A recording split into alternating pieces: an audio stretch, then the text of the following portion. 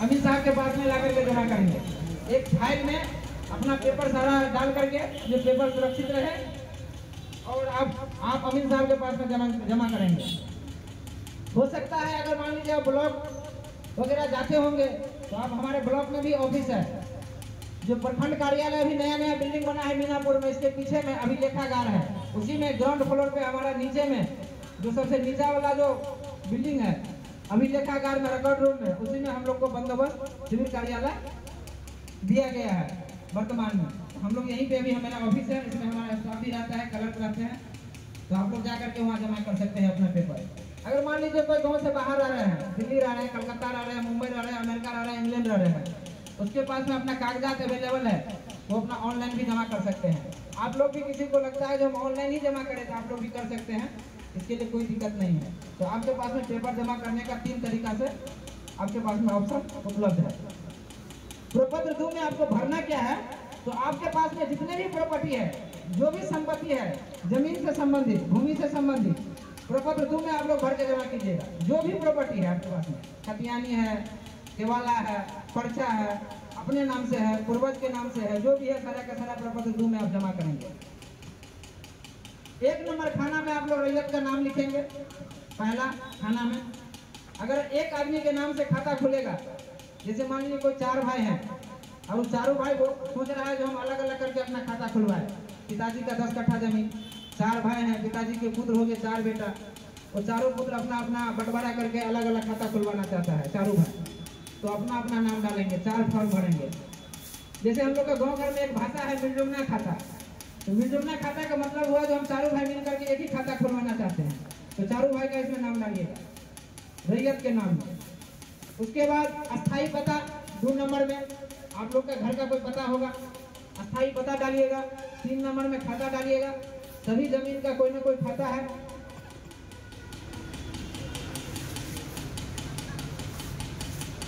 तीन नंबर में खाता डालिएगा, खाता संख्या तो सभी जमीन का होता है, खेसरा संख्या सब जमीन का होता है, एक खाता में बहुत सारा जमीन होता है, तो 3 नंबर में खाता संख्या, 4 नंबर में खेसरा संख्या, 5 नंबर में रकबा, डिसमिल में डालिएगा रकबा को, एकड़ और डिसमिल में। 6 नंबर में चौहदी है, जमीन का जो आपका चौहदी है, जैसे मान लीजिए कोई घरारी है, आपका घर है, तो घर के चारों साइड में कोई ना कोई होगा ना, किसी न किसी का जमीन होगा ना, रोड होगा तो रोड डालिएगा, तालाब है तो तालाब डालिएगा, पूरब पश्चिम उत्तर दक्षिण करके। चौहदी वर्तमान का डालिएगा। अगर मान लीजिए कि कोई केवाला जमीन करवाया है आज से 50 साल पहले, मान लीजिए जो आपके पूरब पश्चिम उत्तर दक्षिण में वो जमीन बेच चुके हैं, तो केवाला में तो वो चौहदीदार नहीं रहेगा उनका नाम, तो वर्तमान में जो चौहदी है, जो खेत जोत रहा है, उन्हीं का नाम डालिएगा वर्तमान में जो है। अगर एक से ज्यादा आदमी आपके मान लीजिए पश्चिम साइड में खेत जोत रहा है, तो एक आदमी का नाम डालिएगा, वगैरह कर दीजिएगा, ताकि हमारे कर्मी जो जाएंगे सर्वे करने के लिए उसको पता चलेगा जो नहीं एक से अधिक आदमी यहाँ पे पूरब साइड में खेत जोत रहा है। उसके बाद 7 नंबर में जमीन का किस्म है। जमीन का किस्म का मतलब हुआ जो किस तरह का जमीन है, धनहर है, भीट है, परती है, बांस है, मंदिर का जमीन है कि मस्जिद का है, कब्रिस्तान है, शमशान है, जमीन का किस्म डालिएगा इसमें 7 नंबर में। 8 नंबर में लगान, जो आप लोग लगान कटाते हैं ना, लगान डालिएगा, क्या है लगान का। उसके बाद 9 नंबर में जमाबंदी संख्या, प्रत्येक जमीन का जमाबंदी संख्या है। अगर मान लीजिए कोई नया में केवाला करवाए होंगे तो बोलिएगा जो हमारे पास में जो है सर हमारा तो दाखिल फाइल नहीं हुआ है, तो हम जमाबंदी नंबर कहाँ से लाएंगे। तो आप जिससे जमीन खरीदे हैं उसके पास में जमाबंदी होगा। अगर वो आदमी जमाबंदी नहीं खुलवाए होंगे, या तो रसीद नहीं कटवाए होंगे, या तो दाखिल खारिज नहीं करवाए होंगे, तो उनसे पूर्वज जो उनसे पूर्व का जमीन होगा जिनका, उसके नाम से जमाबंदी चलता होगा। तो जो जमाबंदी उस नंबर खेत का होगा, उस जमीन का होगा, उस खेसरा का होगा, उस जमाबंदी नंबर डालिएगा वो। और आप लोग के बीच में एक क्वेश्चन भी बहुत बड़ा आएगा, आप लोग सबसे ज्यादा क्वेश्चन वही चीज करने वाले हैं जो हमारा जमाबंदी जो है सो कायम नहीं है, हमारा दाखिल खारिज नहीं हुआ है, हमारा जो है सर रसीद में नाम राम है और नाम रहीम कर दिया गया है, खेसरा 00 कर दिया गया है, रकबा 00 कर दिया गया है। सबसे ज्यादा सवाल उसी से आने वाला है। तो इसका उत्तर हम आप लोग को दे देते हैं, उससे क्वेश्चन आप लोग नहीं करेंगे अगर समझ में आ जाए तो। अगर मान लीजिए किसी का दाखिल खारिज नहीं हुआ है तो आप लोग पोर्टल पे जाकर के दाखिल खारिज का अपना अप्लाई कर देंगे और आप लोग इसका रसीद होगा, आप लोग को दाखिल खारिज करिएगा तो इसका रिसीविंग निकलेगा।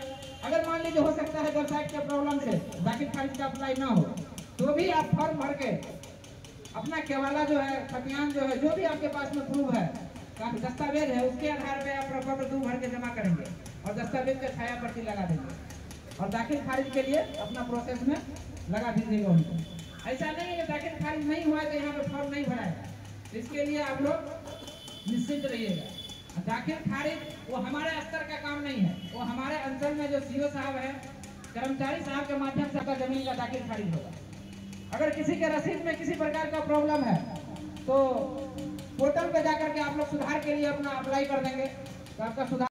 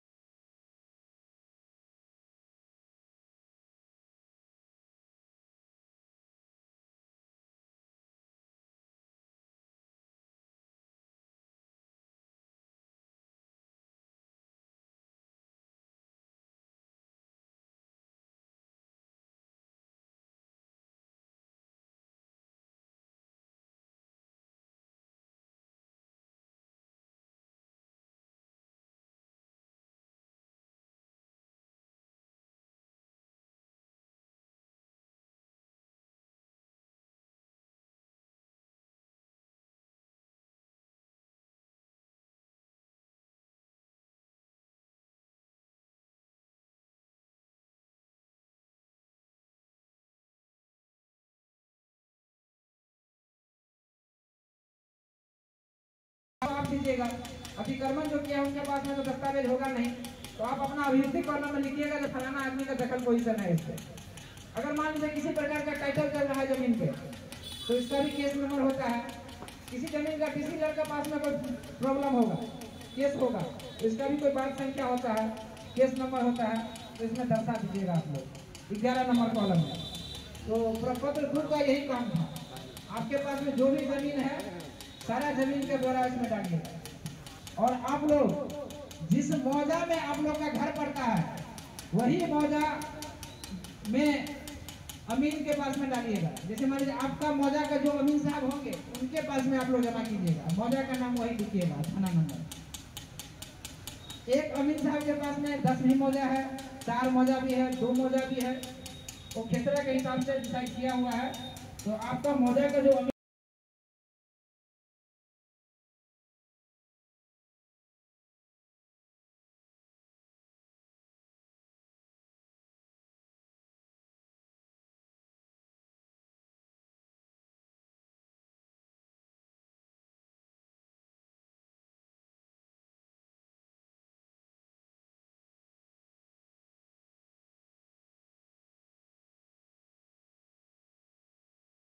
एक है 2 के बाद प्रपत्र 2 और प्रपत्र 3 एक साथ में ही निकलता है। अब कहीं भी दुकान में खरीदिएगा ना तो प्रपत्र 2 और प्रपत्र 3 एक साथ में देगा।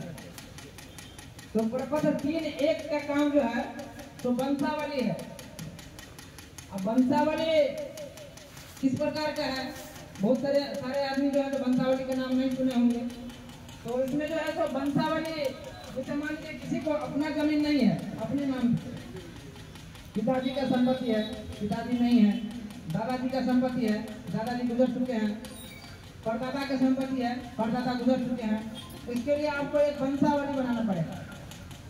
वंशावली कैसे बनाइएगा, जिनके नाम से पहले का खतियान है, जो वर्तमान में जो अभी आप खेत जोत रहे हैं, जो दादा परदादा से आपको प्राप्त हुआ है, किसी न किसी के नाम से तो कागजात होगा, तो वंशावली वहां से शुरू कीजिएगा और वंश वृक्ष बनाते बनाते उस वंशज के जो सबसे बुजुर्ग जिंदा होंगे वहां तक आकर के रुक जाएगा। और वंशावली के लिए किसी भी प्रकार का कोट उठ जाने की आवश्यकता नहीं है। वंशावली आप स्वघोषित वंशावली भी दे सकते हैं अपने से बना करके।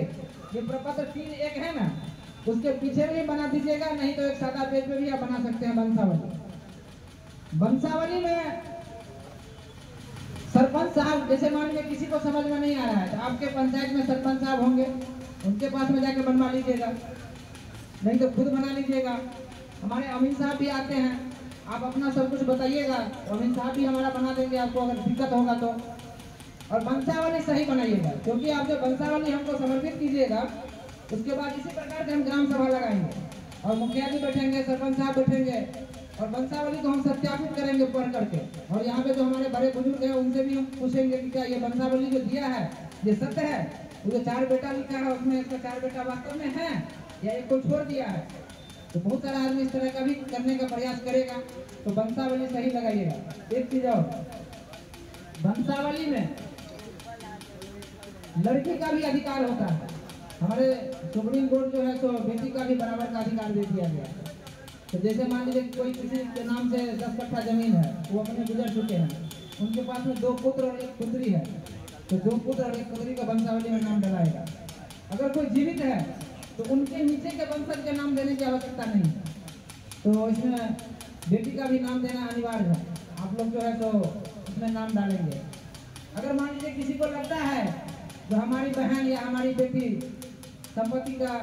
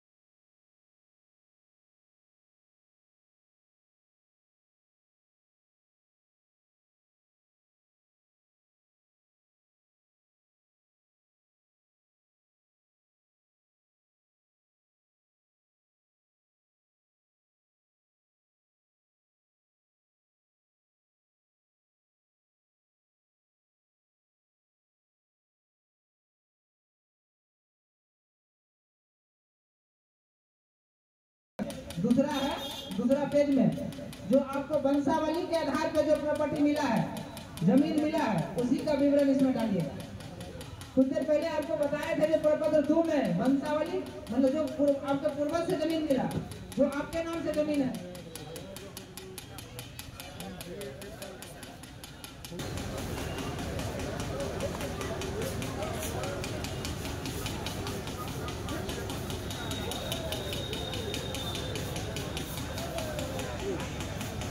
हेलो हेलो, तो प्रपत्र 3 में अपना वंशावली के आधार पर डिटेल्स भरिएगा इसमें विवरण। उसके बाद जो आपको उत्तराधिकारी के रूप में जमीन मिला है वंशावली के आधार पे, वही भरिएगा इसमें प्रपत्र 3.1 के दूसरा पेज में। इसमें है रैयत का नाम है, पिता का नाम है, अस्थायी पता है, खाता केसरा, रकबा, एकड़ डिसमिल में 34 और जमाबंदी संख्या। जो आपको उत्तराधिकारी के रूप में जमीन मिला है 3.1 के दूसरा पेज में डालिएगा। और इसके बाद जैसे ही आप लोग अपना पेपर जमा करना सुनिश्चित करेंगे, पेपर जमा कर दीजिएगा। आप लोग के पास में टाइम है अभी, आप लोग पेपर जमा कर सकते हैं। जिसके पास में जो दस्तावेज नहीं है तो दस्तावेज खोजने का प्रयास करेंगे और आपके मौजा में अभी तक बैठेंगे। किसी भी प्रकार का कोई समस्या होगा तो आप लोग आकर के इनसे संपर्क करेंगे, अपना समस्या बताएंगे। और उसके बाद जब प्रपत्र 2 का कलेक्शन हो जाएगा, आप लोग प्रपत्र दूर जमा कर देंगे।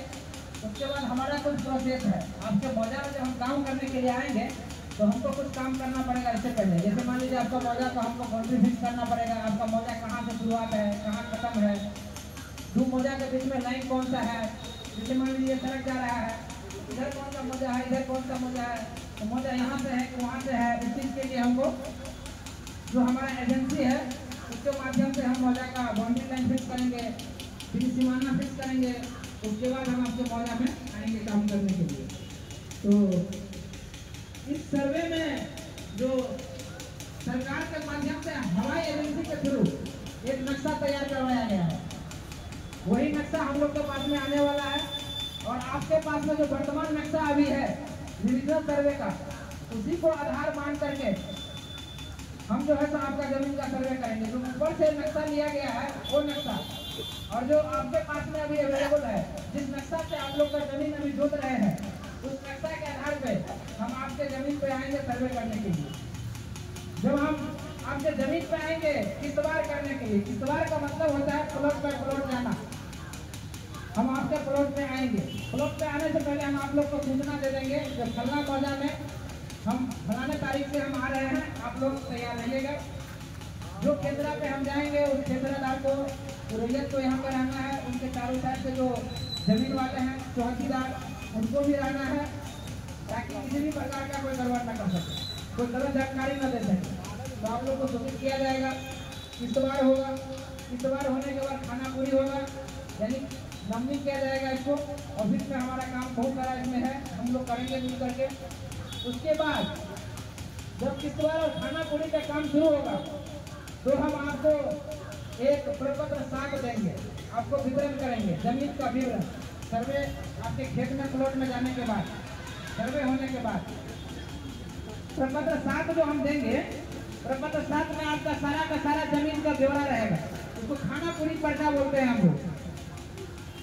जो पुराना खाता है, पुराना खेतरा, जो वर्तमान में अभी रकबा है, अभी का जो चौहद्दी है, पहले का जो चौहद्दी था, सारा का सारा डिटेल्स डालेंगे हम इसमें। और उसके साथ में आपका जमीन का एक नक्शा भी देंगे, जिसको हम LPM बोलते हैं, लैंड पार्सल मैप। जैसे मान लीजिए आपके नाम से आपने हमारे पास में 10 पेपर जमा किया, तो सारा का सारा जमीन का ब्यौरा हम एक ही पेज में आपका विवरण कर करके खाता नंबर आपके नाम से खाता खोलेंगे और एक खाता में जितने भी जमीन आप डाले हैं एक मौजा में, वो सारा का इसमें विवरण खेतरा वाइज डाल करके हम आपको प्रपत्र 7 देंगे। प्रपत्र 7 में आप अपना चेक करेंगे, जो हमारे पास में जो जमीन है इसमें पूरा आय है या कुछ इसमें त्रुटि है। मान लीजिए कोई 1 एकड़ यानी 10 डिसमिल या 20 डिसमिल के बारे में हमको हमारे पास में दस्तावेज आप लोगों ने जमा किया, हम आपको 2 डिसमिल कम जमा दे दिए प्रपत्र में, तो आपको फिर समस्या में फंस जाइएगा। जो हमारे पास में 10 डिसमिल जमीन है, आपने तो हमारे पास हमको 8 डिसमिल जमीन का विवरण दिए हैं, मेरा 2 डिसमिल जमीन कहाँ गया। अगर मान लीजिए किसी के पास में अगर 2 डिसमिल आपका कम हुआ तो हो सकता है किसी के पास में 12 डिसमिल चला गया होगा। तो इसके लिए आप लोग आपत्ति करेंगे। मान लीजिए जिस दिन हम आपको प्रपत्र 7 वितरण करेंगे, प्रपत्र 7 कैसे वितरण करेंगे, आपके मोहल्ला में आकर करेंगे, आपके मौजा में आकर के करेंगे। इसी प्रकार से एक एक करके नाम बुलाएंगे और अपना आपको ये नक्शा मैप और प्रपत्र 7 खाना पूरी पर्चा वो हम देते जाएंगे। आप लोग वो लेकर के आप लोग घर चले जाइएगा और घर में जाकर के अपना दस्तावेज हमारे पास में जो प्रॉपर्टी हम जो दस्तावेज दिए थे उसके अनुकूल ये है कि नहीं है, उसके विपरीत है ये। अगर अनुकूल है तो ठीक है, इसका मतलब है सही सर्वे हुआ है। अगर मान लीजिए इससे उल्टा है, विपरीत है, कम है या ज्यादा है, तो कुछ ना कुछ गड़बड़ हुआ, तो फिर आप लोग एक आपत्ति दीजिएगा। जिस दिन से हम वितरण करेंगे खाना पूरी पर्चा, उसके 30 दिन के अंदर में आपको जो है तो प्रपत्र 8 में भरकर दावा करना है। दावा कहाँ करना है, तो अंचल में आकर के आप लोग जमा करेंगे। जो हमारा कार्यालय है बंदोबस्त कार्यालय, वहाँ पे आकर के प्रपत्र 8 में अपना दावा आपत्ति करेंगे।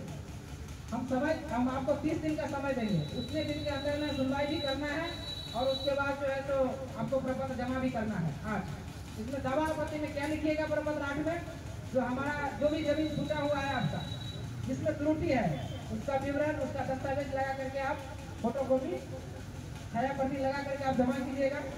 उसके बाद आप रिसीविंग ले लीजिएगा। वहाँ से रिसीविंग लेने के बाद हम लोग का जो सुनवाई होगा आपका पेपर देखेंगे तो आखिर आपका कोई स्कूल का जमीन का प्रॉब्लम हुआ कैसे। अगर पेपर में त्रुटि होगा तो हम आपको सूचना देंगे, जो आपका पेपर में त्रुटि है फलाना पेपर आप जमा कीजिए। अगर मान लीजिए किसी प्रकार का दो व्यक्ति के बीच में कुछ झंझट है तो इसके लिए हम दोनों को बुलाएंगे, आप लोग का समय निर्धारित करेंगे। हो सकता है अगर जरूरत पड़े तो हम आपके फ्लोट पे भी आएंगे, नहीं तो सिविल कार्यालय में बुलाएंगे। प्रयास करेंगे कि आप दोनों का समाधान हो जाए। समाधान होने के बाद जो निर्णय निकलेगा उसके आधार पर फिर जिसका दस्तावेज सही रहेगा उसके आधार पर आपको खाता खोल दिया जाएगा। तो जैसे ही दावा आपत्ति का काम खत्म हुआ, इसके बाद जो सुनवाई का काम खत्म होने के बाद हम एक प्रपत्र 12 जनरेट करेंगे। अभिलेख 12 हम आप लोग को जनरेट करेंगे, 12 अभिलेख देंगे, प्रपत्र 12। वो 12 कहाँ पे देंगे, वो हाथ में नहीं देंगे, हाथ में आप लोग को एक ही पेपर देंगे, प्रपत्र 7 खाना पूरी पर्चा।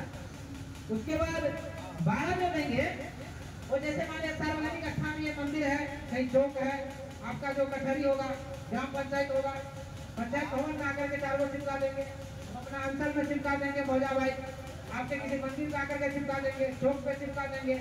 आप लोग इसमें देखेंगे कि जिन लोगों को प्रपत्र 7 में त्रुटि है उन लोगों को सुधार करके प्रपत्र 12 में हम इसको चिपका दिए हैं। इसमें आप लोग देखेंगे जो वास्तव में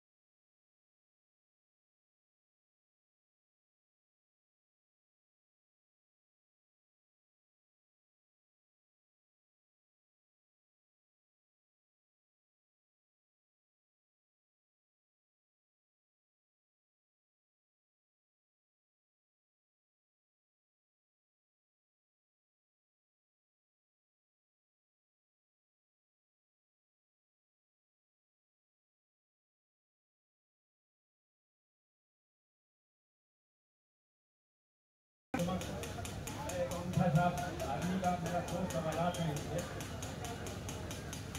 कि हमारे दादाजी या हमारे पिताजी ना एक भाई एक बहन था। हमारे दादाजी या हमारे पिताजी के पास 2.5 बीघा जमीन था। हमारी बहन की शादी उन्होंने किया 5 बीघा वाले के पास। कोई सरकारी आमदनी नहीं थी, सिर्फ पूरी तरह खेती पर निर्भर थे। कभी सुधार कभी दाना एरिया में होने के नाते हमारे दादाजी हमारे पिताजी 10 कट्ठा जमीन बेच करके हमारे बहन का शादी 5 बीघा वाले के। अभी इसमें अगर बहन का दस्तावेज में नाम देना है तो हमारी बहन के हमारे पास अभी 2 बीघा जमीन बच गया। हमारी उसमें बहन का हिस्सा 1 बीघा हो जाएगा। हमारे पिताजी हमारे दादाजी हमारे बहन का शादी 5 बीघा वाले के पास कर दी, उसको 1 बीघा हमारे में से और 5 बीघा वहाँ उसको इतना मिला जाएगा और उसको 6 बीघा जमीन हो जाएगा। हम 2.5 बीघा के मालिक को मतलब हमारी बहन हमसे 6 गुना एक सवाल है। हमारे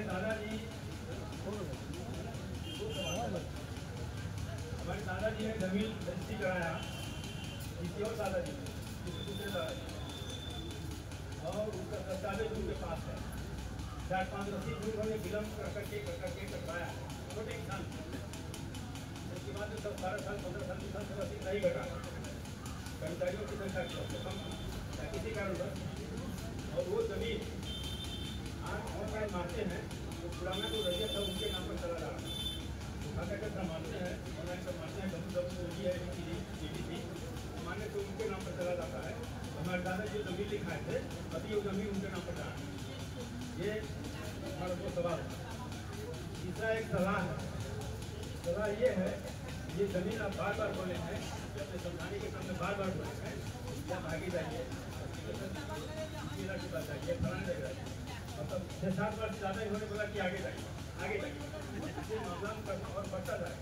और आज भी जमीन का लड़ाई आपस में गाँव समाज के 60 से 70% लड़ाई झगड़ा जमीन के मामले में। इसको सुधार करने के लिए एक हमारा आग्रह है माननीय नीतीश कुमार के ऑफिस से 5 क्लास 1 अधिकारी या 4 उत्तर दक्षिण पूरा पद